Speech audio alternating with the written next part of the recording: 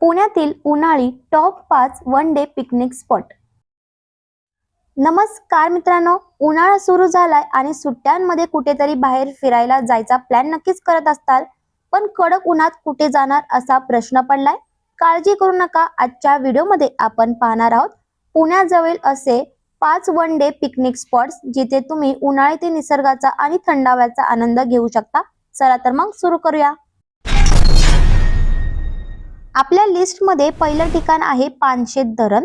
पुण्यापासून फक्त 50 किमी अंतरावर असलेले हे ठिकाण वॉटर स्पोर्ट्स साठी प्रसिद्ध आहे। उन्हाळ्यात पाण्याच्या सानिध्यात वेळ घालवणं कोणाला आवडणार नाही। इथे तुम्ही स्पीड बोट, बनाना राईड आणि कयाकिंगचा आनंद घेऊ शकता।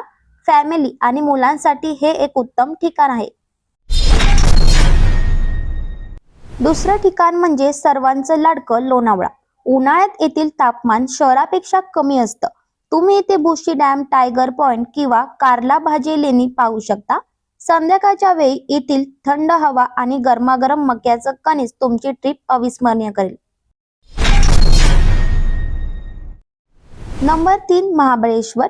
जरी महाबळेश्वर थोडं लांब असलं तरी वन डे ट्रिप साठी लोक पहाटे निघून संध्याकाळी पर्यंत परत येऊ शकतात।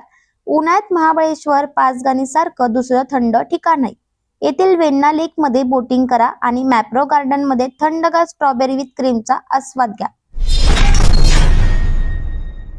चौथ्या क्रमांकावर आहे पवना लेक। मावळ तालुक्यातील हे ठिकाण सध्या खूप लोकप्रिय होत आहे।